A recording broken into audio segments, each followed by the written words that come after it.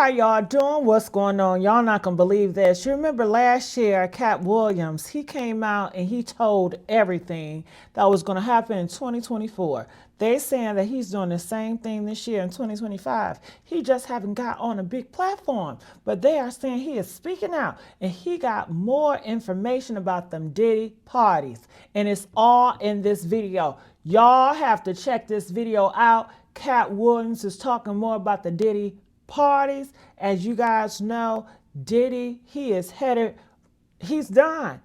Trump and BuzzFeed, they got together. They coming after Diddy and Jay-Z, double teaming them, girl. It's gonna be a mess in 2025.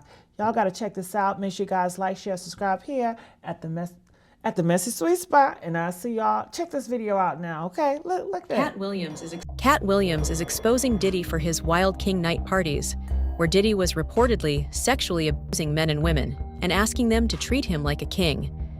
Diddy's Wild King Night parties have recently come up in a new lawsuit filed against Diddy, and fans say that Katt Williams had exposed all of this years ago. Motherfuckers be gay in Hollywood, you never fucking expected. They be having these big ass mansion parties, and the mansion party, the whole mansion is a party, and then it's a separate party in the little rooms. I ain't been famous that goddamn long. I'm excited than a motherfucker to be at the mansion party. You be looking at all the goddamn rooms, and you fuck around and look in the wrong room and shit.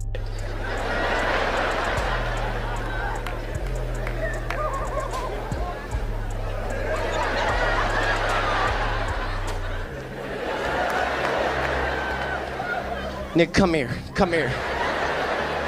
Is that two niggas kissing? All of these big dick deviants is all catching hell in 2024. It's up for all of them. It don't matter if you Diddy or whoever you is. TG Jakes, any of them. All lies will be exposed. That's all. And anyone who takes that the wrong way, know why they take it the wrong way. Because in 30 years, I've done nothing but collect information, knowledge, and your secrets. So if you and a man was in a corner doing something you wasn't supposed to be doing, who will tell it? No, somebody come to tell me. Okay. I gather that, I value that, I'll pay for that. Come, tell me. I know so many things I shouldn't know, and they all know it. The new lawsuit against Diddy, filed by his executive assistant Philip Pines, describes disturbing claims about events referred to as Wild King Nights, and boy is it wild. According to Pines, Diddy would host freak-off parties where he would force the participants to call him the Wild King and serve him sexually for days at a time. While Diddy was conducting these parties, he would ask Pines, his assistant, to get him drugs, sex toys, ice buckets, alcohol, and weed.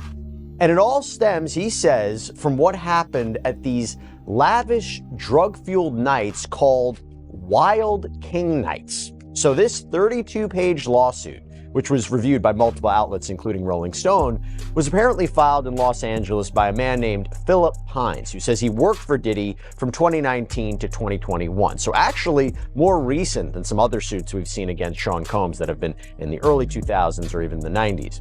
But according to reporting in the suit, Pines is alleging a few different things here. Now, before we even get into it, and there is a lot to get into, you might be wondering, what the heck does that name mean? What are we talking about when we said Wild King Nights? Well, part of this lawsuit alleges that Pines had to prove his loyalty to Sean Combs, who was dubbed the King, by performing sex acts for him, hence the name Wild King Nights. The suit even reportedly says that Pines was treated, quote, like an animal playing fetch in order to prove his loyalty.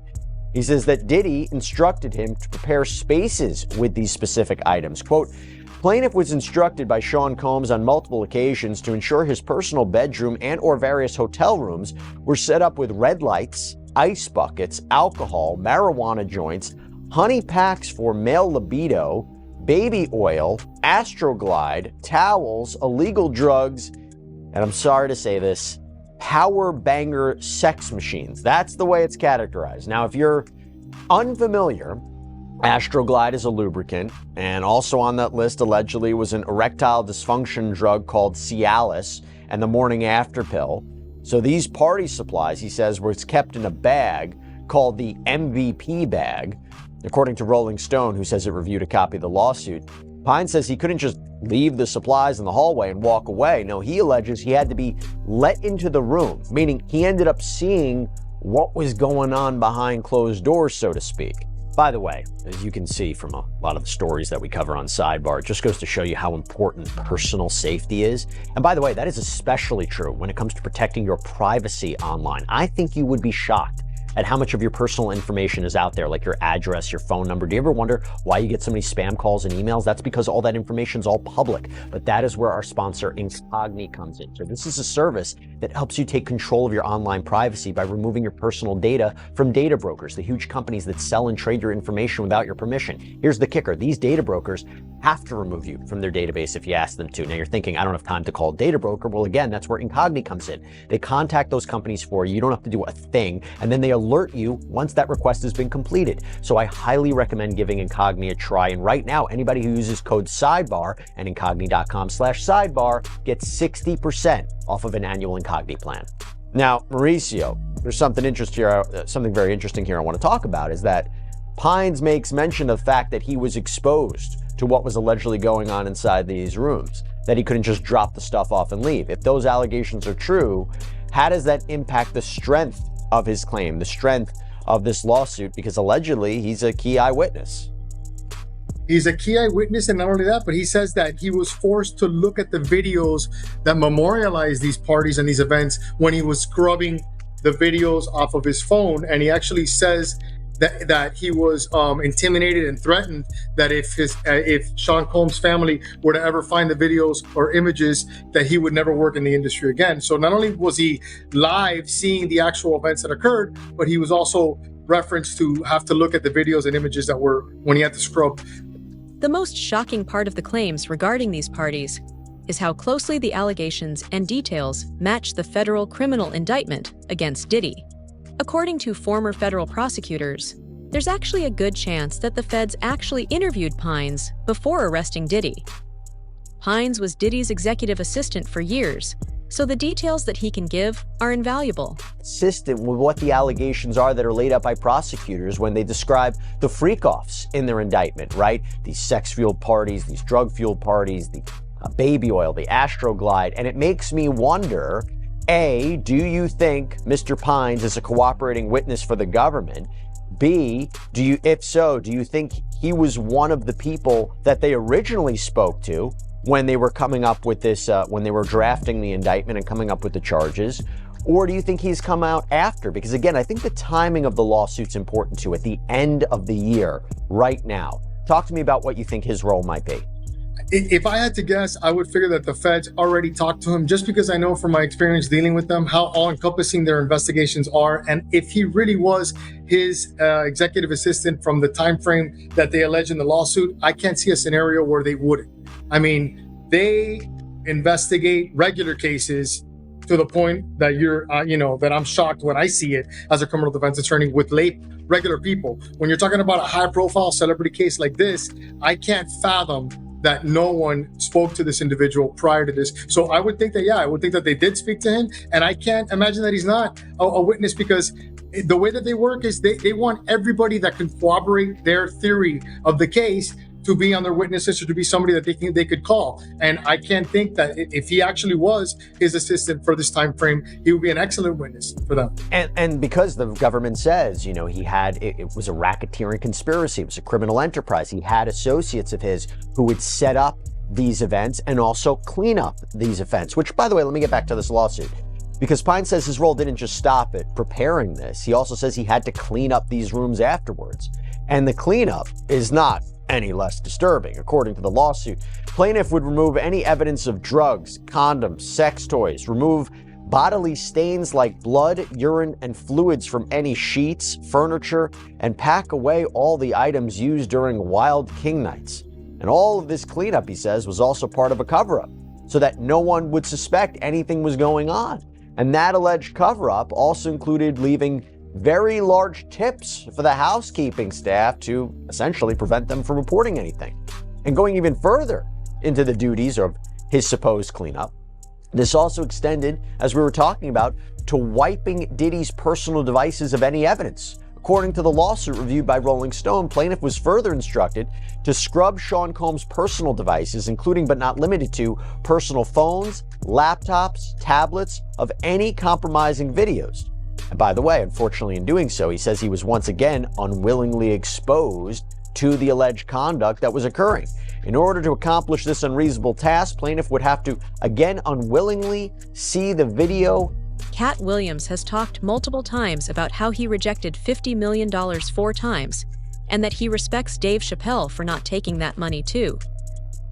The predators in Hollywood and the music industry trap celebrities and powerful people by offering them seemingly huge amounts of money for free. The only catch is that if you accept, you end up falling under their control. The one Was he thinking? And that's a quote. Chappelle says he had, or whether he was thinking. A lot of people ask that question. Chappelle says he had a crisis of conscience and stood up for his integrity as an artist. He explained to us how stepping out of the spotlight helped him avoid getting caught in a trap. It's so much bigger than money, though, Dave. It's so much bigger than money. Oh, no, it was bigger than money. But you know what? I watched one of these nature shows one time, and they were talking about how a bushman finds water when it's scarce. And they do what's called a salt trap. I didn't know this. Apparently baboons love salt. Okay. So they put a lump of salt in a hole, and they wait for the baboon. The baboon comes, sticks his hand in the hole, grabs the salt. Salt makes his hand bigger, and he's trapped. He can't get his hand out. Now, if he's smart, all he does is let go of the salt. Baboon doesn't want to let go of the salt. Then the bushman just comes, takes the baboon, throws him in the cage, and gives him all the salt he wants. And then the baboon gets thirsty. The bushman lets him out the cage. The first place the baboon runs to is water. Bushman follows him, and they both drink to their fill. And in that analogy, I felt like the baboon. But I was smart enough to let go of the salt. Diddy is hungry for control and allegedly wanted victims to call him the Wild Night King during his freak-off parties. For Diddy, sexual abuse wasn't about sexual attraction, but instead dominating the other person.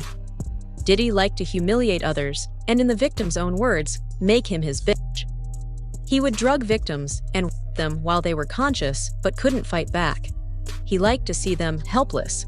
So why did you believe in these cases, and why didn't you believe in others that you were presented with? Well, the thing with a abuser, a sexual abuser, is they follow a pattern. They fall to type, and you become very clear on what that pattern is, particularly a serial sexual abuser. And these cases were all identical in the facts, identical in the story. It was beginning, middle, conclusion, Know each other? boom. None of them knew each Did you other. have them meet? No. Did you have them coordinate stories? No. Do you think they had any contact with each other before they came to you? Absolutely not. And when you were talking to them, well, first, the ones that you didn't take, why not?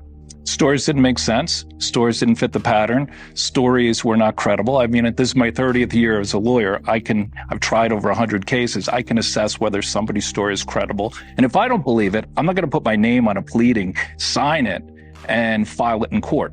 I'm not doing that. And that's what I did with the 60 plus cases that I rejected. And this is not really your area of expertise. If people look you up, celebrity lawsuits is not really where you make your bones. Why this? Well, I was involved in the Weinstein litigation. Right. I was involved in the Paducah litigation. I was involved in the Hayden litigation. Why did I do this? I do this because it's important. I think it's important for people to be heard, have their chance to get the power back. Because sexual abuse, sexual assault is about one thing: taking power, humiliating, demeaning a person and a victim. It has nothing to do with sex. And so I think it's important. I think it's important to get the word out. I think it's important for men to feel, hey, look, I can come out and be heard just like a woman could. And the defense that, look, they knew what they were getting into. These are regrets. They went there, they partied, and now they see a pocket. No, I don't think so. One, my client Were they gay men? One was bisexual, the other ones were not. And they were going there. The client was bisexual, worked for Diddy. Diddy owed him money for doing errands for him and being his step and fetch, for lack of a better word. And I think it was a power move. It was a clear power move because this guy had the nerve to come to him and say, you owe me money. And so Diddy said, come on to the Intercontinental Hotel. He gives him the drug, knocks him out, sodomizes him. And I won't use the term that my client used, but I will said he tried to turn me into his B word. And I think it was a clear power move on each and every occasion. I think the ones that took place in the Park Hyatt, that wasn't partying. My client met him at a nightclub in the city here with a music producer. He didn't think he was getting into that. The man who was raped in the Hamptons, he thought he was going to a white party. Who wouldn't want to go to a white party? I would have gone to a white party back in the day. I wouldn't go now. But they went there innocently, and this is what happened to them. I never went. I appreciate you very much. We will follow the cases. 8 freak-off videos, which have now been confirmed by Diddy's own legal team, have been handed over to the FBI and Homeland Security. Courtney Burgess, a close friend of Diddy's ex-wife, Kim Porter, allegedly gave these tapes to the FBI after he was subpoenaed to come in as a witness in a federal trial. Courtney's lawyer, Ariel Mitchell-Kidd, has said that Courtney is scheduled to appear before a grand jury soon, and there is a lot more evidence against Diddy than meets the eye.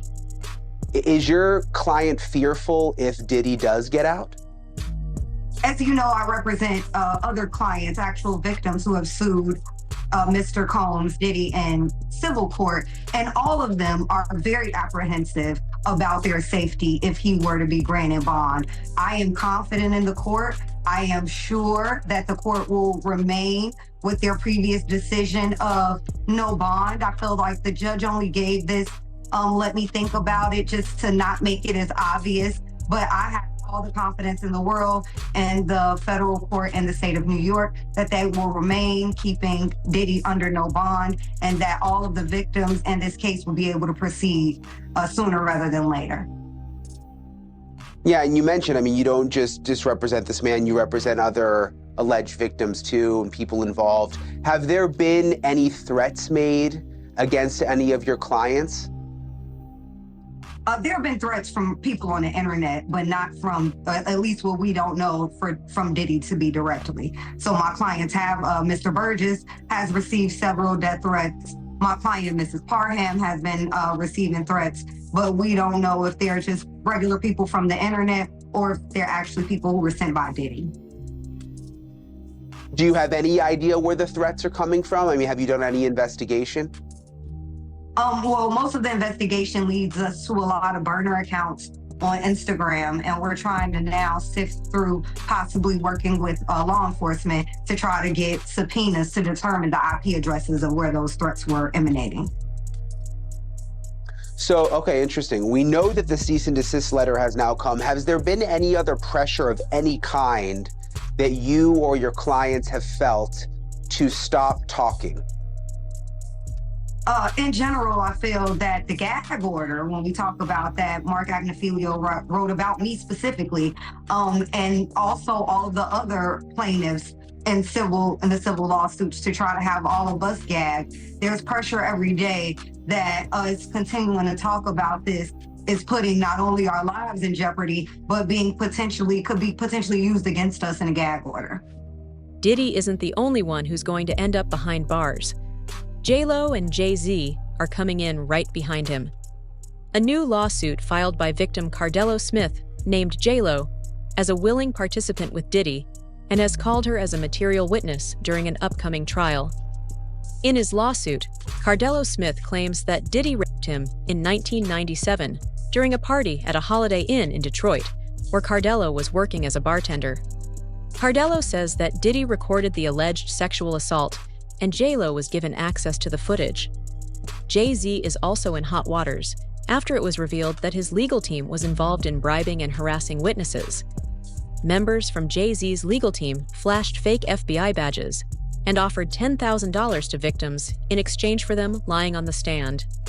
Tony Busby, the lawyer bringing the case against Diddy, says that Jay-Z's legal team is engaging in illegal behavior. While maintaining he'd let the matter settle itself in court. But now in a new lawsuit, a Texas man is claiming Jay-Z's lawyers are bribing people to sue Busby and his law firm. This 13-page lawsuit was filed on January 3rd in Harris County, Texas, and the plaintiff in the filing is being represented by none other than Busby's law firm, who filed the suit on his behalf. Now, Jose Maldonado, who is the plaintiff in this suit, is suing Jay-Z's attorneys and his company, Rock Nation, but not Sean Carter, aka Jay-Z himself. According to the lawsuit, the defendants in this suit are Marcy Bryant Croft, her law firm MJ Legal, Rock Nation, and the law firm who is representing Jay-Z, Quinn Emanuel Urquhart and Sullivan.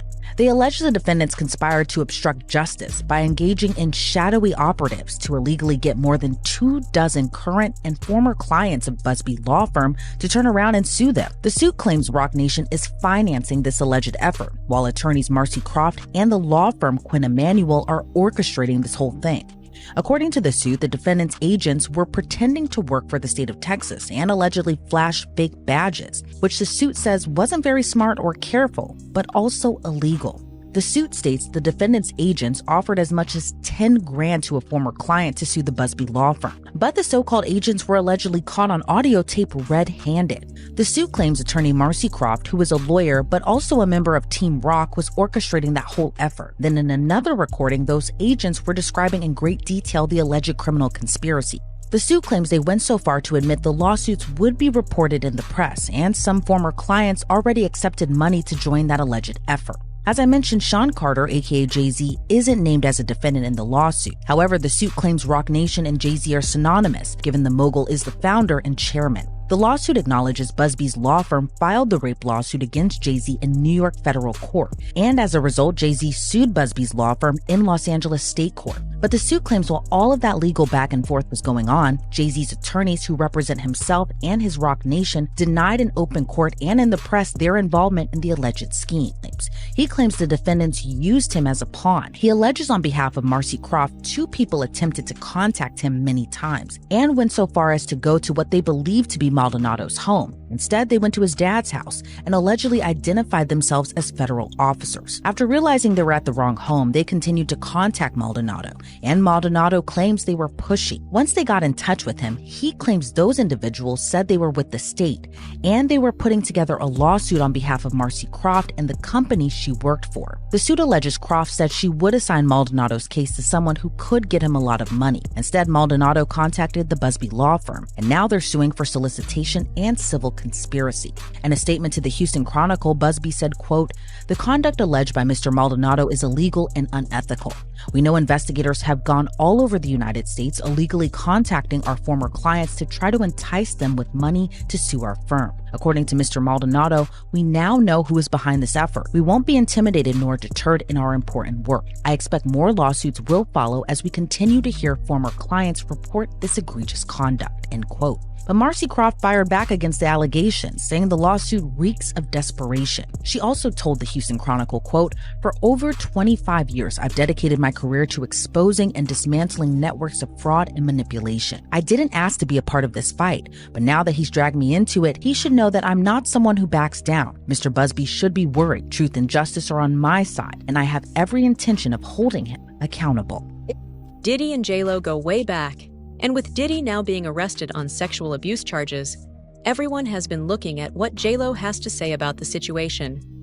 Back in 1999, JLo and Diddy dated for almost 3 years, becoming one of America's hottest couples. Interestingly, reports are now coming in that Diddy was sexually abusing minors and kidnapping women while he was dating JLo. But going back to Cardell Smith's filing, his notice says that Jennifer Lynn Lopez, aka JLo, aka Jenny from the Block, quote, will be called as a material witness and expert to Sean Combs' viewing, possession, and distribution of his sexual assault upon the plaintiff in 1997, and the orders of defendant Sean Combs forcing Jennifer Lopez to remain silent about the videotaped sexual assault of plaintiff by defendant. Plaintiff states that the material witness Jennifer Lynn Lopez, also known as JLo and Jenny from the Block, was engaged in a relationship with the defendant Sean Combs during 1999 and 2001, and that the sexual assault of the plaintiff was recorded, distributed, and held by the defendant at his New York residence and recording studio. And during the relationship with Jennifer Lopez, she was made privy to this video that was taken by Sean Combs and his employee Kirk Burrows. She, JLo, has known this video existed and was in existence and took no action to make it known to anyone in law enforcement, and that she was even questioned by New York Police Detective Derek Palmer about this matter, and that the report will show that her answers to this tape was and still remains a resounding yes to its existence. And again, Cardell Smith writes that he wants to call Officer Derek Palmer as a witness because he says Palmer is the one who questioned Lopez and believes that he will have testimony that could help his case. As I mentioned, Diddy's legal team has called for this entire case to be thrown out. Cardella Smith has filed a massive response to that request that totaled more than 200 pages. Probably half of it was just straight up copies of case law that seems to support his arguments, word for word. It's something out of like a legal textbook. There's so much to slog through, but I kind of want to give you some of the highlights. So first, in addition to the claims of rape and a cover-up, Cardella Smith also claims and alleges that Combs was violent towards his loved ones. At times, Cardella Smith addresses alleged threats against his family. Other times, he says Combs actually caused serious injuries to his brother. His response reads, defendant used threats of murder to force the plaintiff to not bring the case to any court of law enforcement until the homes of the defendant were raided by Homeland Security, that the plaintiff knew it was a safe time to bring the case, and that is why we are here at this juncture. And Cardella Smith argued that fear for his own safety and the safety of his family is one of the main reasons that he waited so long to report the alleged rape, and says that that reason alone should override any issue with the statute of limitations, that these claims might otherwise be time barred. And he also argues that while he's been in prison, fellow inmates and prison guards have threatened him on behalf of Sean Combs. There are even reports that JLo herself was involved in Diddy's alleged freak-offs and even took part in threesomes and orgies with other Hollywood elites while she was dating Diddy. Tell me the story about how Puffy wanted to fight Will Smith over Jennifer Lopez. Oh, man.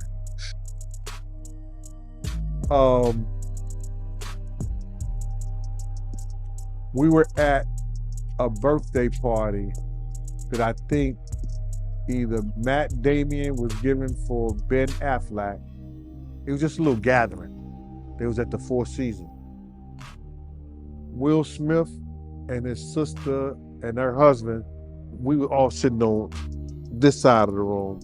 Matt Damon,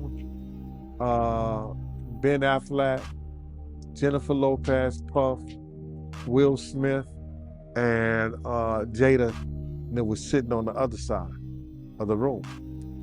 So I know Puff so well that he stood up. When he stood up, he walked and did his arm some kind of way, like, and then he went like this, you know, like, and I went over towards him. I know to go over there towards him.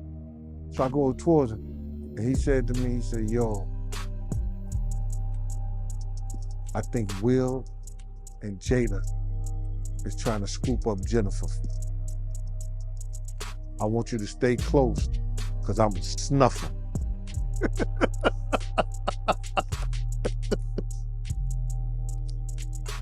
I said to myself, Will Smith gonna beat the shit out you. Now, Puff could scrap now, but I don't think he could beat Will Smith. You know what I'm saying? Well, he could scrap. You know what I'm saying? So then he said that shit. So I didn't go back over there where Will Smith's sister and her husband was. I stayed about, if he snuffed Will,